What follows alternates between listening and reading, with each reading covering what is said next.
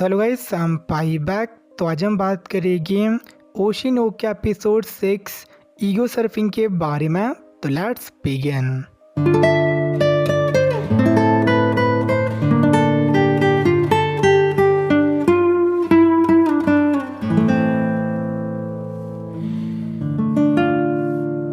तो इस एपिसोड में भी डेटिंग शो की शूटिंग कंटिन्यू रहती है और कास्ट साथ में कुछ टाइम स्पेंड कर चुकी थी। तो एक्वा सभी को जज कर देता है एज यूकी और मैमचो बहुत ज़्यादा स्किलफुल थी और बाकी कास्ट और स्टाफ के साथ में भी सही से घुल मिल रही थी। तो उन्हें एक अच्छा स्क्रीन टाइम मिल रहा था और नोबू बिल्कुल सिंपल था बट उसकी अपनी डिस्टिंक्टिव फीचर्स थे। और वहीं पे अकाने और कैंगो बहुत ज़्यादा ऑकवर्ड थी तो उन्हें बहुत ही कम स्क्रीन टाइम मिल रहा था और इस शो की वजह से मैमचो की बहुत सब्सक्राइबर बढ़ गई थी और साथ ही में वो अपनी एजेंसी के साथ में प्रॉफिट को भी 50-50 में स्प्लिट करती थी जो बाकी एंटरटेनर से बहुत ज़्यादा हाई था। तो सबको खाने पे ले जाती है और वहीं पे घर पे रूबी एक्वा पे फिर से गुस्सा हो जाती है। एव साथ में खाना खाने वाली थी बट एक्वा कास्ट के साथ में सोशलाइज कर रहा था और एक्वा के अकॉर्डिंग जो रियलिटी डेटिंग शो थी वो उसकी सोच से बहुत ही कम स्क्रिप्टेड थी। एज एक्टर्स एक्टिंग करते हैं बट मैक्सिमम लोग बस अपने आप को पोर्ट्रे करते हैं एक पॉजिटिव लाइट में, जो कि सेम चीज़ लोग रियल लाइफ में भी करते हैं। बस एक ही फ़र्क था कि शो में कोई भी प्यार नहीं कर रहा था और ना किसी का प्लान था प्यार में पड़ने का। और अब एक्वा समझ गया था कि वो डेटिंग शो था, इसका मेन सेलिंग पॉइंट ही इसकी रियलिटी थी और इसमें फेकरी बहुत ही कम इन्वॉल्व थी। एज जो मैक्सिमम कास्ट थी उनके ट्रू नेचर को शो किया जा रहा था और ये चीज़ भले ही व्यूअर्स के लिए बहुत ज़्यादा अच्छी हो बट एक्वा अकॉर्डिंग जो लाइज थी वो एक एक्टर्स के लिए परफेक्ट जरिया था अपने आप को बचाने का। और इसके बाद जो शूटिंग थी वो स्मूथली जा रही थी और यूकी और नोबू को एक कपल सेटअप किया जा रहा था और उनसे कैंगो को एनवियस या फिर जेलस दिखाया जा रहा था। तो शो एक लव ट्रायंगल सेटअप कर रहा था जिसके सेंटर में यूई थी। तो वो तीनों और पूरा शो मासेस में बहुत ज़्यादा पॉपुलर हो रहा था और मैमचो और एक्वा को साइलेंट होने में कोई दिक्कत नहीं थी एज एक्वा वहाँ पे किसी और गोल से आया था और मैमचो वहाँ पे अपने सब्सक्राइबर को गेन करने आई थी। लेकिन असली दिक्कत अकाने के साथ में थी एज वो बहुत ज़्यादा हार्ड वर्किंग थी बट फिर भी उसकी एजेंसी उसे सेटिस्फाइड नहीं थी एज उसे रोल बड़ी मुश्किल से मिला था बट फिर भी उसे बहुत ही कम स्क्रीन टाइम दिया जा रहा था और इस वजह से उसके मैनेजर को भी बहुत कुछ सुनना पड़ रहा था। लेकिन वो फिर भी अकाने को फुल सपोर्ट दे रही थी और इसी वजह से वो उनके लिए सॉरी फील कर रही थी और डिसाइड करती हैं कुछ एक्सट्रीम करने का ताकि वो शो में अपने मार्क्स छोड़ सकें। और वहीं पे हम रूबी को देखते हैं जो एक ब्रांड के अगेंस्ट ऑनलाइन कुछ पोस्ट करने वाली थी पर काना उसे रोक लेती है एज ए पोस्ट वो कंपनी वाले भी पढ़ सकते हैं जिस वजह से फ्यूचर में उस कंपनी से कोई भी काम नहीं मिलेगा। और तभी काना को पता चलता है कि रूबी ईगो सर्फिंग करती थी, मतलब नाम को खुद ही ऑनलाइन सर्च करती थी और उसके अकॉर्डिंग मैक्सिमम आइडल्स भी यही चीज़ करती हैं और रूबी को समझाती हैं कि आजकल का ईरा ईगो सर्फिंग का था।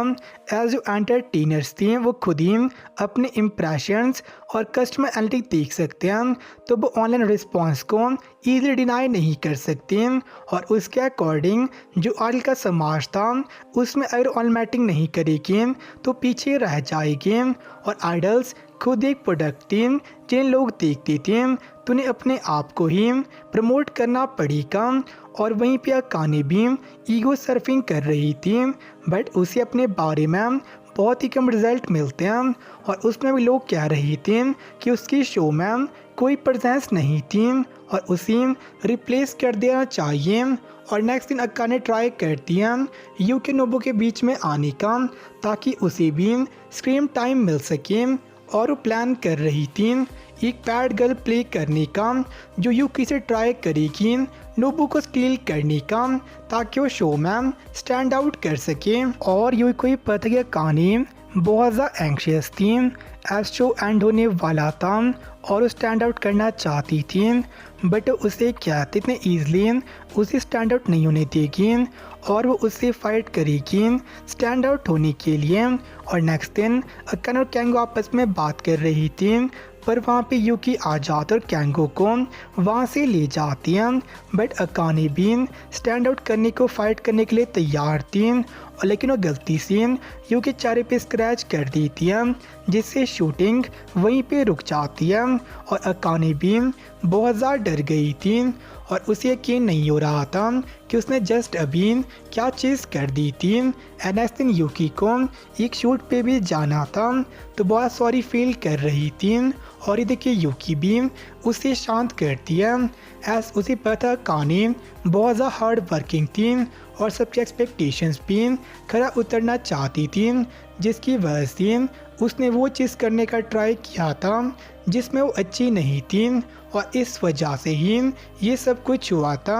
और यूकी से बताती है कि जो स्क्रैच था उसी काम को अफेक्ट नहीं करेगा, और वो दोनों एक दूसरे को लाइक करते थे तो चीज़ों को साउट आउट कर देते हैं, बट ये चीज़ रिकॉर्ड नहीं हो रही थी।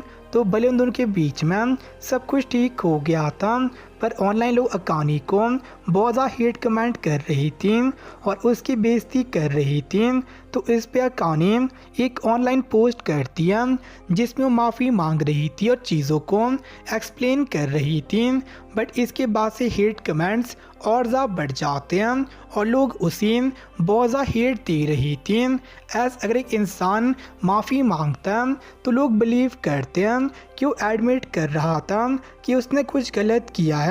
तो माफ़ी मांगना ऑनलाइन हेट को हैंडल करने का सबसे वर्स्ट तरीका था। और ये जो पूरी ऑनलाइन हेट या फिर फ्लेमिंग थी, इसमें जितना अर्नेस्ट टारगेट होता है तो ये चीज़ उसे उतना ज़्यादा ही हर्ट करती है।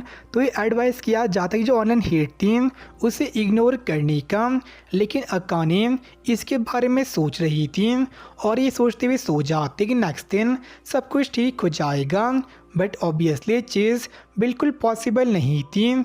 तो स्टिल स्कूल जाती है एक फेक स्माइल को पुट ऑन करके, बट वहाँ पे बच्चे उसकी बुराई कर रही थी, तो अकाने इस चीज़ को हैंडल नहीं कर पा रही थी। और वहीं घर में उसकी मॉम उसके लिए बहुत ज़्यादा वरीड थी, बट उन्हें कुछ भी नहीं बताती है। एज जो ऑनलाइन कमेंट्स आ रही थी उसमें उसके साथ उसके पेरेंट्स को भी बहुत ज़्यादा बेइज्जती हो रही थी, तो वो उन्हें परेशान नहीं करना चाहती थी। और इसके बाद जो शो था उसका नेक्स्ट एपिसोड रिलीज होता है और तब उसकी हेट थी वो फिर से बढ़ जाती है। तो एक बात क्लियर थी कि जब तक शो स्पॉटलाइट में रहेगा तो जो उसकी ऑनलाइन हेट या फिर फ्लेमिंग थी वो शांत नहीं होगी, और जो पूरी प्रॉब्लम थी अब उसके पूरे कैरियर में ही उसे फॉलो करेगी। और इसके बाद हम अकाने का फ्लैशबैक देखते हैं, जहाँ हमें पता चलता है कि अकाने बचपन से ही एक्टिंग और एक्टर से बहुत ज़्यादा मैस्मराइज थी। तो वो खुद एक्ट्रेस बनने के लिए बचपन से ही बहुत ज़्यादा हार्ड वर्क कर रही थी, जिस वजह से वो कोई फ्रेंड नहीं बना पाई, लेकिन फिर भी लोग उसे हार्ड वर्क को उसी सेल्फिश कह के डिनाई करती थी और आज भी कर रही थी। और प्रेजेंट टाइम में अकाने की पुराने एक्वेंटेंस या फिर सो कॉल्ड फ्रेंड्स बाहर आके उसकी बुराई कर रही थी और सब लोग कह रही थी कि उसका करियर अब ख़त्म हो गया था।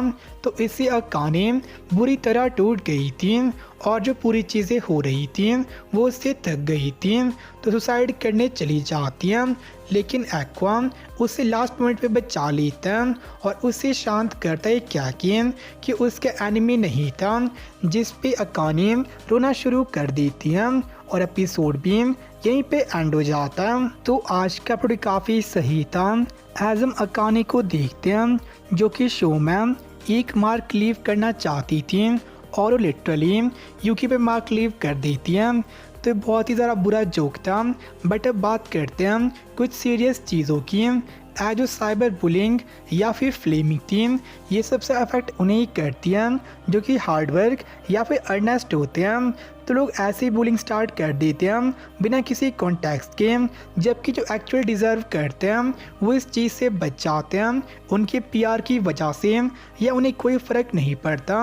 और साथ में जो पूरा ये चीज़ थी ये रियल लाइफ से इंस्पायर्ड थी, तो एनिमे तो उसी एक्ट को बचा लेता है, बट रियल लाइफ में ये चीज़ नहीं होती। तो आसाती में जो डिप्रेशन था ये एक रियल प्रॉब्लम है, तो इसे आप इग्नोर नहीं कर सकते। और अगर आपको डिप्रेशन है तो आपको और से बात करनी चाहिए ताकि आप इससे बाहर निकल सकें। तो ये बहुत ज़्यादा मुश्किल है बट इम्पॉसिबल नहीं। तो आपसे मिलते हैं नेक्स्ट में, तब चलिए बाय, सनरा एंड स्टे सेफ। फील करो खुद को, उड़ने लगा मैं आसमान में।